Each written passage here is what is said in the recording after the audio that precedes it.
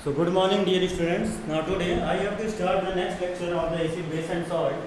In the last lecture we have to learn about we were learn about the acid base indicators. ठीक है, हम लोगों ने देखा था कि एसिड बेस इंडिकेटर्स के बारे में हम लोगों ने बहुत सारी चीज़ों को पढ़ा था और देखा था, ठीक है ना। आज बेटा हम लोग ऑल्फैक्टरी इंडिकेटर्स को डिस्कस करेंगे और ऑल्फैक्टरी इंडिकेटर्स को डिस्कस करने के बाद हम लोग किस पर एसिड का और बेस का रिएक्शन हम लोग देखेंगे मेटल के साथ और डिफरेंट आपके सब्सटेंस के साथ।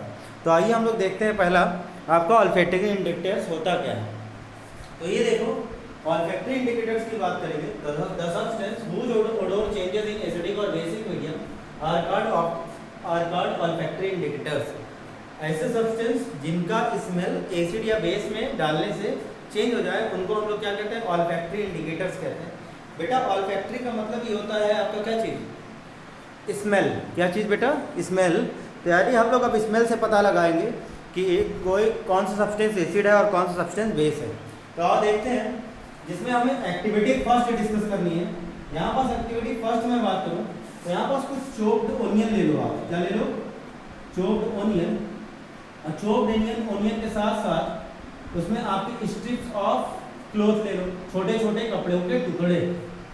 ठीक है, आप क्या करोगे, आप चोप्ड ओनियन ले लो, ओनियन को क्या कर लो, लेकर आप उसको मैश कर लो और मैश करने के साथ साथ आप कुछ छोटे छोटे कपड़ों के टुकड़े ले लो और उनको लेने के बाद उसको रात भर के लिए फ्रिज में टाइटली बांध के रख दो।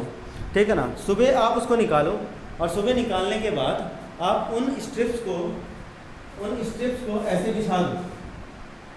ये आपकी क्या है, स्ट्रिप्स ऑफ क्लोथ। ये क्या है आपके बेटा, स्ट्रिप्स ऑफ क्लोथ। ठीक है, अब इन स्ट्रिप्स ऑफ क्लोथ पर आप एक एसिड ले आओ और एक बेस ले आओ। ठीक है, आप जाहिर सी बात है ये जो स्ट्रिप ऑफ क्लोथ है उसको आप स्मेल कर लोगे तो आपको स्ट्रिप्स ऑफ क्लोथ में प्याज की यानी ओनियन की आपकी स्मेल आ जाएगी। अब फिर उसके बाद क्या करना है, आप यहाँ पास फ्यू ड्रॉप्स आप एसिड गिरा दो, फ्यू ड्रॉप्स यहाँ पास एसिड गिरा दो और यहाँ पास फ्यू ड्रॉप्स क्या गिरा दो, बेस गिरा दो। ठीक है ना। फ्यू ड्रॉप्स एसिड गिराने के बाद, बेस गिराने के बाद आप उसको कुछ देर के लिए छोड़ दो और छोड़ने के बाद आप क्या करोगे, आप जब इसका स्मेल फिर से स्ट्रिप्स का करोगे तो आप देखोगे कि एसिड का स्मेल स्टिल रिमेन। ये आपका एसिड में आपका जो प्याज की स्मेल होगी वो ऐसे एज इट इज रहेगी, लेकिन बेस जहाँ पास डाला था स्ट्रिप पर वहाँ पास क्या हो जाएगा, नो स्मेल। तो इसका मतलब हम लोग कंक्लूजन ये निकाल सकते हैं कि आपका ओनियन के केस में आपका बेस का स्मेल क्या हो जाता है, गायब हो जाता है। और एसिड बेस जब हम लोग ड्रॉपलेट करते हैं, बेस जब हम लोग ड्रॉप करते हैं तो आपका ओनियन का स्मेल गायब हो जाता है और एसिड ड्रॉप करते हैं तो ओनियन का स्मेल क्या होता है, एज इट इज रहता है। ठीक है, तो आओ हम लोग देखते हैं अब बेटा नेक्स्ट आपका एक्टिविटी सेकंड। ठीक है, तो कंक्लूजन क्या निकला, कंक्लूजन लिख लो। कंक्लूजन लिखना है हमें। कंक्लूजन क्या लिखना है कि the smell of onion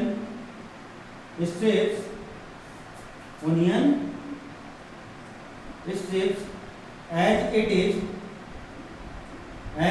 in what, acid, but give no smell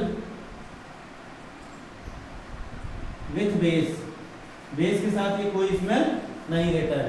ठीक है, तो ये था एक्टिविटी फर्स्ट ऑल्फैक्टरी इंडिकेटर से। आइए हम लोग अब देखते हैं ऑल्फैक्टरी इंडिकेटर से एक्टिविटी सेकंड। ठीक है, इसको नोट कर लिया होगा आपने। ठीक है, अब देखो बेटा एक्टिविटी 2 हम लोग वनीला एसेंस ले लेंगे। वनीला वाली आइसक्रीम खाए हो ना, वनीला का स्मेल बेटा बहुत अच्छा होता है। ठीक है ना, आप आइसक्रीम सूंघोगे तो आपको उसमें महकती है आपकी वनीला की स्मेल है। ठीक है, तो आप कुछ वनीला एसेंस ले लोगे। एक्टिविटी सेकंड ऑल्फैक्टरी इंडिकेटर्स के लिए क्या ले लोगे, वनीला एसेंस। तो अगर हम लोग वनीला एसेंस ले लेंगे, आप पहले इसको स्मेल कर लो। ठीक है, स्मेल कर लो। अब स्मेल करने के बाद आप क्या करो, इसको एक बीकर में लिया। ठीक है, इस तरीके से दो बीकर ले लिया और दो बीकर में एक में हमने क्या रखा है, एसिड, एक में हमने क्या रखा है, एसिड, और दूसरे में हमने क्या रखा आपका बेस। ठीक है, अब यहाँ पास क्या करना है, हमें कुछ वनीला एसेंस आपको डाल देना। This is what, vanilla essence. This is what, vanilla essence, और यहाँ पास भी बेटा वनीला एसेंस डाल देंगे। यहाँ पास भी क्या करना है, हमें वनीला एसेंस डाल देना। This is what, vanilla essence, ठीक है। आप फिर वनीला एसेंस डालने के बाद आप इसको आप सूंघोगे, स्मेल करोगे, तो इसकी स्मेल एज इट इज रहेगी, स्मेल एज इट इज। और यहाँ पास अगर आप सूंघोगे वनीला डालने के बाद, तो वनीला की स्मेल यहाँ पास क्या होगी, गायब हो जाएगी। तो यानी इससे हम पता लगा सकते हैं वनीला एसेंस से कि कौन सा आपका एसिड है और कौन सा आपका क्या है, बेस है। तो इसका मतलब देखो, आप यहाँ पास भी कंक्लूजन निकाल लो, और कंक्लूजन में आप क्या लिखोगे कि when vanilla essence is added to the acid, there is the same smelling of the vanilla essence, and when it is added to the base, this gives what, no smell, ठीक है। तो this is the conclusion according your activity second, ठीक है ना। आप इसको घर में कर सकते हो बेटा, आसानी से इसको करिएगा। आइए हम लोग बेटा नेक्स्ट देखते हैं, ठीक है, reaction of acids and bases.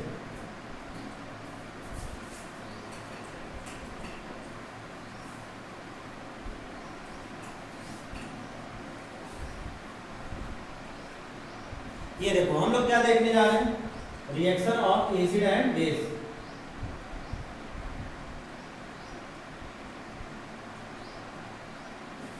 Reaction of acid and base. अब बेटा हम लोग रिएक्शन ऑफ एसिड और बेस की बात करेंगे, तो हम लोग एक बार एसिड का रिएक्शन डिफरेंट सब्सटेंस से कराएंगे, और एक बार हम लोग बेस का रिएक्शन डिफरेंट सब्सटेंस से कराएंगे। तो पहला इसमें हम लोग देखते हैं reaction of acid with metal. क्या चीज बेटा, reaction of acid with what, metals, ठीक है।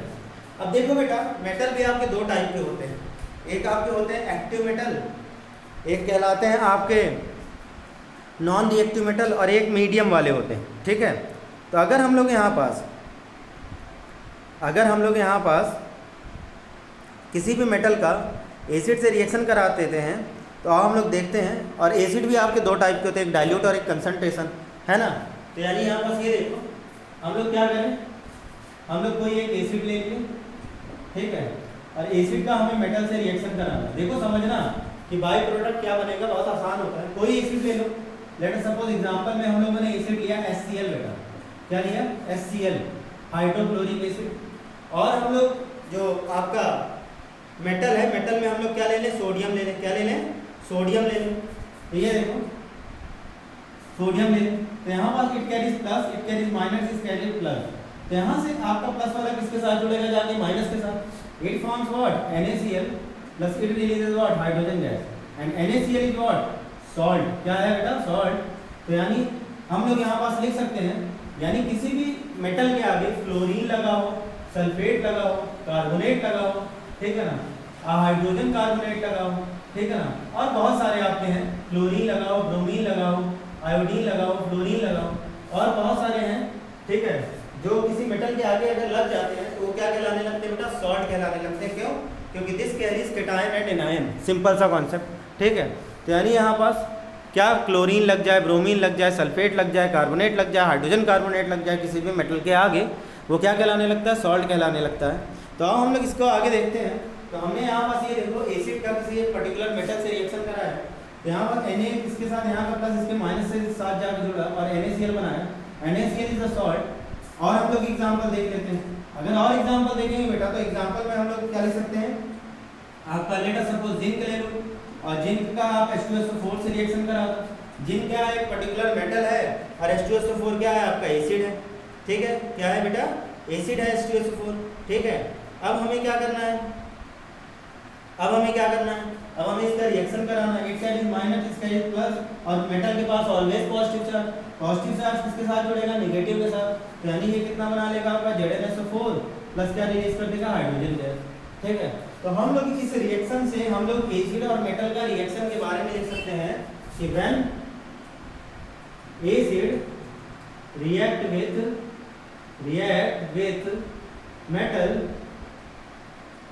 इट फॉर्म्स सॉल्ट एंड क्या रिलीज करता है बेटा, hydrogen gas, and releases hydrogen gas, ठीक है ना। तो हमने जब एक एसिड का किसी एक पर्टिकुलर मेटल से रिएक्शन कराया, तो वहां पास हमें क्या मिला, सॉल्ट, और क्या मिला बेटा, हाइड्रोजन गैस, ठीक है। और ये इसको हम लोग क्या कह सकते हैं, इसको देखो सिंगल डिस्प्लेसमेंट रिएक्शन कह सकते हैं। This is an example of displacement reaction. किसका बेटा? ये आपका एक डिस्प्लेसमेंट रिएक्शन का एग्जांपल है, ठीक है ना। तो इस तरह से हम लोगों ने देखा कि किसी एक पर्टिकुलर मेटल का जब एसिड से रिएक्शन कराया गया तो हमारा क्या आया, ठीक है। आओ हम लोग एक्टिविटी देख लेते हैं इस मेटल का एसिड से रिएक्शन का, ठीक है। तो यहाँ पास ये देखो बेटा, अगर हम लोग बात करें, ठीक है, कि यहाँ पास किसी एक मेटल का अगर हम लोग एसिड से रिएक्शन कराते हैं तो वहाँ पास सॉल्ट और हाइड्रोजन गैस रिलीज होता है। तो अगर बेटा हमारा हाइड्रोजन गैस के प्रेजेंस को चेक करना है तो हम लोग हाइड्रोजन गैस को सोप सोल्यूशन से पास करा देंगे। आओ देख लेते हैं एक्टिविटी।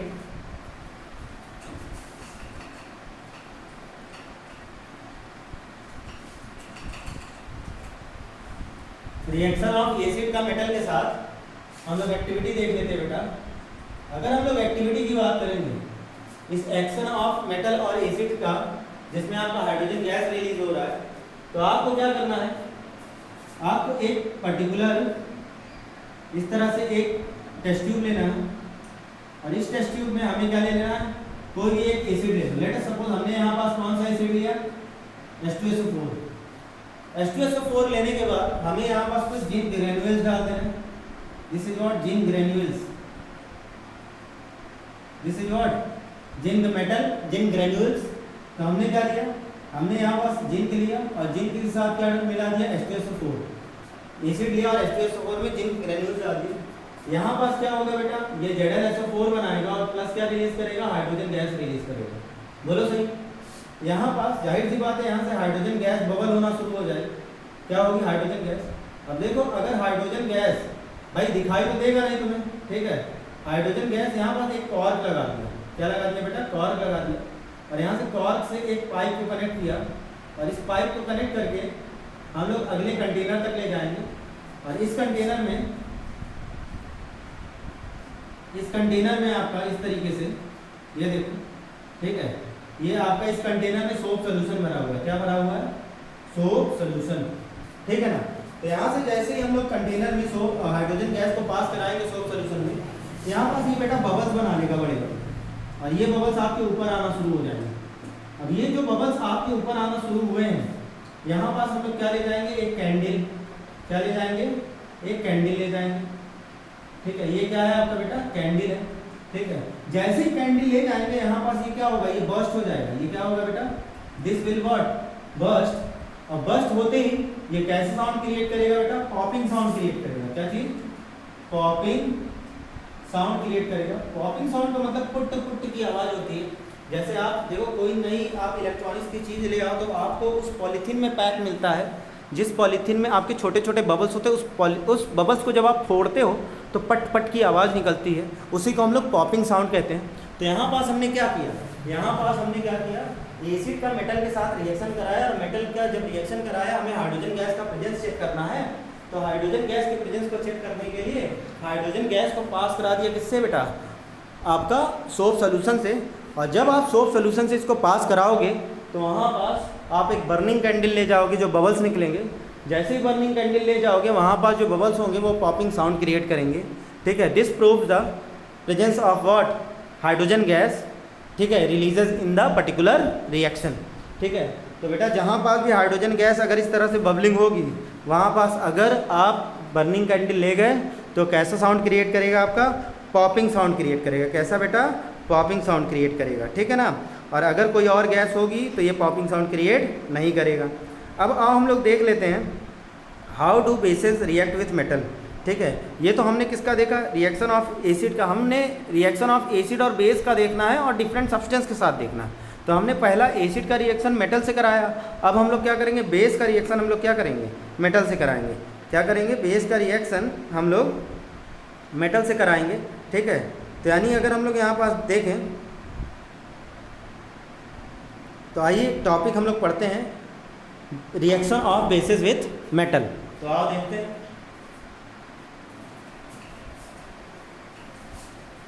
इसको आप डायग्राम में जरूर बना लीजिएगा, एक्टिविटी है, ठीक है ना।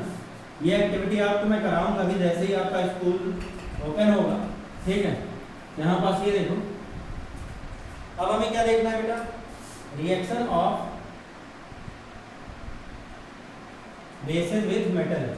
जैसे हम लोगों ने हमारा topic reaction of acid with metal आया था, तो हमने एसिड का रिएक्शन मेटल के साथ करा के हमारा जो प्रोडक्ट आया उसी के बेसिस पर हमने डेफिनेशन लिखी। उसी तरह से मैं यहाँ पास भी आपका एक मेटल लूँगा और मेटल लेने के बाद मैं यहाँ पास क्या करा दूँगा, बेस से रिएक्शन करा दूँगा, ठीक है ना। तो आओ हम लोग देते हैं, एक मेटल ले लें। अब मेटल का किससे रिएक्शन करा दें, आपका बेस से। मेटल का किससे रिएक्शन करा दें, बेस से। तो देखो अगर हम लोग मेटल का रिएक्शन अगर हम लोग बेस से कराएंगे, मेटल ले लेते हैं Zn, ठीक है, बेस हम लोग ले लेते हैं NaOH, सोडियम हाइड्रोक्साइड। यहाँ पर it carries plus, it carries minus, ठीक है। ये देखो, तो यहाँ पर जब बेस का रिएक्शन इससे होगा तो ये बनाएगा बेटा Na2ZnO2। This is called sodium zincate. क्या चीज, सोडियम जिंकेट। और sodium zincate is a salt. Sodium zincate क्या है, सॉल्ट है। प्लस क्या रिलीज कर देगा, ये हाइड्रोजन गैस रिलीज कर देगा, ठीक है ना। यानी इस डाटा से हम लोग ये लिख सकते हैं कि किसी भी अगर बेस का मेटल से रिएक्शन कराया जाए तो सॉल्ट बनाता है हाइड्रोजन गैस, तो दोनों का सेम हो गया। एसिड का रिएक्शन जब हम लोगों ने मेटल से कराया तब भी उसने सॉल्ट और वाटर बनाया, और जब हम लोग बेस का रिएक्शन कराएंगे तब भी वो क्या बनाएगा आपका बेटा, सॉल्ट और वाटर ही बनाएगा, ठीक है। ठीक है, तो चलो देखो यहाँ पर इसके लिए हम लोग डाटा लिखते हैं, क्या चीज, when base react with any metal like metals, it gives salt and form and release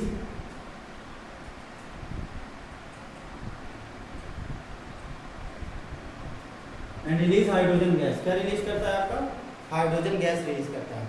हमें नोट करके पॉइंट भी लिखना है कि आपका देखो एसिड सभी मेटल से रिएक्ट कर जाता है, ठीक है ना, लेकिन बेसिस सभी मेटल से रिएक्ट नहीं करते हैं, और सभी मेटल से रिएक्ट नहीं करेंगे तो वो सॉल्ट प्लस वाटर भी नहीं बनाएंगे। कुछ केसेस ऐसा होता है जिसमें वो सॉल्ट और वाटर बनाता है, यानी नोट करके पॉइंट लिखना बेटा, नोट करके पॉइंट लिखना है कि basis do not react with all metals to form salt and hydrogen gas, to form salt and hydrogen gas, ठीक है। इसका भी हम लोग सेम तरीके से आपका प्रैक्टिस करेंगे, प्रैक्टिकल करेंगे एक्टिविटी, जिसमें हमारा पॉपिंग साउंड वाला एक्टिविटी था, ठीक है। एक बेस ले लेना, ठीक है, स्ट्रॉन्ग बेस लेना NaOH, Zn डाल देना, ठीक है ना उसमें, और वहाँ से जो गैस निकलेगी उसको पास करा देना किससे बेटा, सोप सॉल्यूशन से। जब सोप सॉल्यूशन से पास कराओगे तो सोप सॉल्यूशन से पास कराने पर आपका वहाँ पास से बबल निकलेगा, और उस बबल को क्या करोगे, बर्निंग कैंडल के पास ले जाओगे, वो पॉपिंग साउंड क्रिएट करना शुरू कर देगा।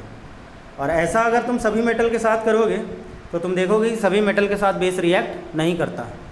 आओ हम लोग बेटा क्वेश्चन की ओर बढ़ते हैं। तो यहाँ पास जो क्वेश्चन बोला है,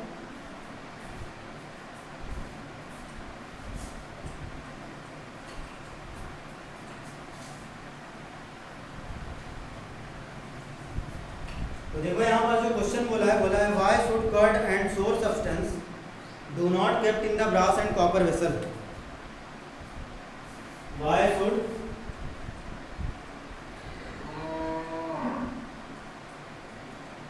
curd and sour substance do not place in copper and brass vessel, copper and brass vessel, ठीक है। सोर सब्सटेंस को या कर्ड को हम लोग ब्रास या कॉपर के वेसल में हम लोग क्यों नहीं रखते, ठीक है। यहाँ पास ये देखो, एसिड का जब हम लोग किसी मेटल से, भाई जाहिर सी बात है आपका कर्ड और सोर्स सब्सटेंस जो होंगे it contains what acid.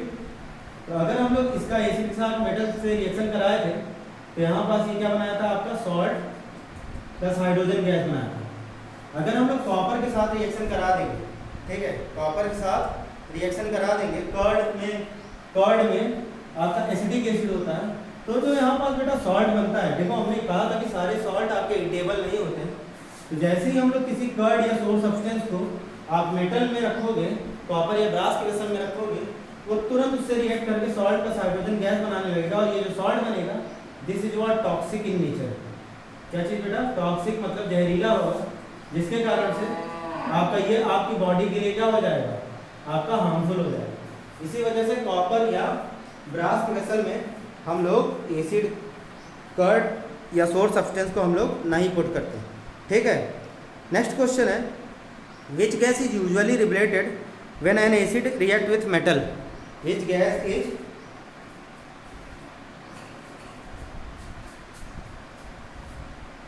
Question है बेटा which gas is usually liberated when acid react with metal. Which gas is usually liberated when acid